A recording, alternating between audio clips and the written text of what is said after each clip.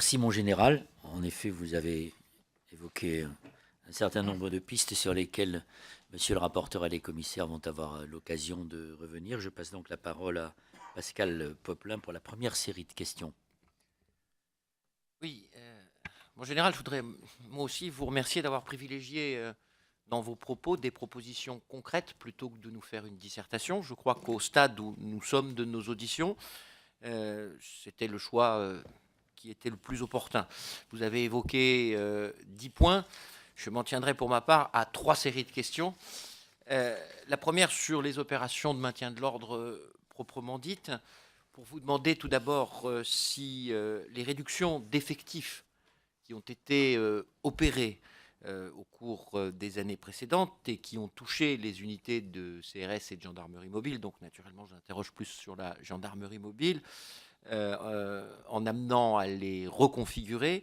Est-ce qu'on peut considérer que ces réductions ont entamé ou non l'efficacité du dispositif national de maintien de l'ordre? Plus précisément, sur la question des armes que vous avez évoquées. L'article D211-17 du Code de la sécurité intérieure énumère les armes à feu qui sont susceptibles d'être utilisées pour le maintien de l'ordre public, mais il n'établit pas de hiérarchie quant à leurs effets physiques ou leur possible dangerosité. Dès lors, il ne prévoit pas de hiérarchie dans leur utilisation. Est-ce que, selon vous, il faut modifier ces dispositions afin d'assurer une gradation de la réponse des forces de l'ordre en fonction des effets de ces équipements?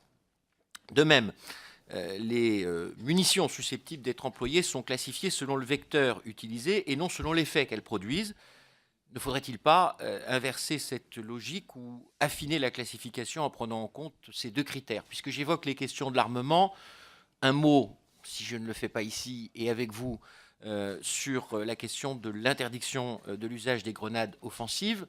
Des réflexions sont-elles en cours quant à la conception d'équipements de substitution, sachant que notre préoccupation naturellement est de concilier deux exigences, maintenir l'éventail opérationnel le plus étendu possible pour assurer une gradation effective et efficace de la réponse, tout en préservant l'intégrité physique des manifestants. Voilà, ça c'était ma série de questions sur les opérations de maintien de l'ordre proprement dites. Je voudrais vous interroger aussi spécifiquement sur la question des ZAD.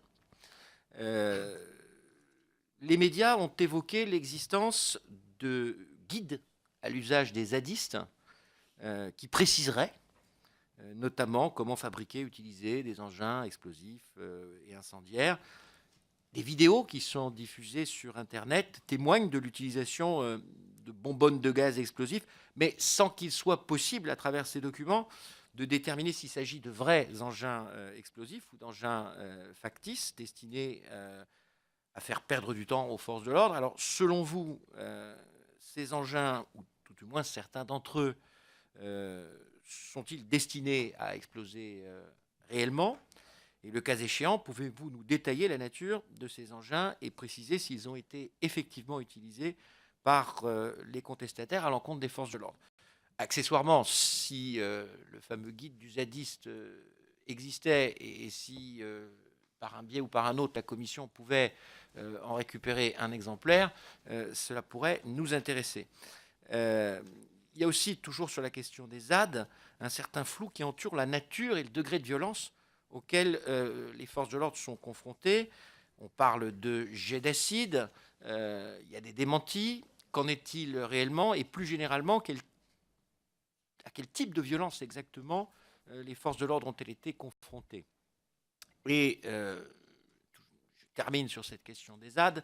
Dispose-t-on de statistiques sur le nombre de blessés côté manifestants et côté forces de l'ordre dans ces opérations de maintien de l'ordre liées à l'existence de ZAD et les causes de ces blessures, leur degré de gravité et leurs conséquences, par exemple en termes de jours d'ITT? Naturellement, mon général, si je pose cette question, je n'attends pas forcément une réponse chiffrée maintenant, mais éventuellement des compléments qui pourraient nous être adressés par écrit sur ces éléments. Je termine par des points que vous avez évoqués. Vous avez parlé du rôle des préfets. Je voulais une précision. Vous n'êtes pas favorable, si j'ai bien compris, au rétablissement du système des réquisitions, mais cependant à ce qu'il y ait des écrits précis à certains stades de l'engagement des forces.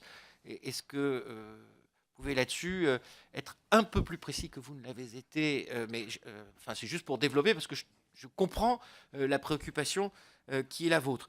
Et vraiment, je termine par la question de l'interdiction individuelle de manifester que vous avez évoquée. Vous avez fait un parallèle avec les manifestations sportives. Il se trouve que c'est un sujet que j'ai évoqué lors de l'audition du ministre de l'Intérieur, qui, dans sa réponse, et j'en comprends le sens, expliquait qu'il était plus aisé de procéder à des interdictions de stade parce que c'est un lieu clos et que donc on entre ou on n'entre pas, que de procéder à des interventions de manifester sur voie publique. Donc comment pourrait-on mettre en œuvre cela au-delà de la suggestion que j'avais faite à l'occasion de cette audition, qui est l'obligation de se présenter pour un manifestant qui serait connu pour avoir été condamné pour violence à l'occasion de manifestations. Bon, si on lui demande de venir se présenter dans un commissariat, par exemple, ou dans une gendarmerie, une fois qu'il s'est présenté, comment on fait? On le retient, on le laisse repartir, on l'identifie. Enfin, pouvez-vous préciser ces questions? En général, comment voulez-vous procéder? Voulez-vous répondre à la série de questions qui vous a été posée par monsieur le rapporteur, ou préférez-vous que nous enchaînions avec il y a beaucoup de commissaires interrogés. Voulez-vous répondre déjà à monsieur le rapporteur? Je pense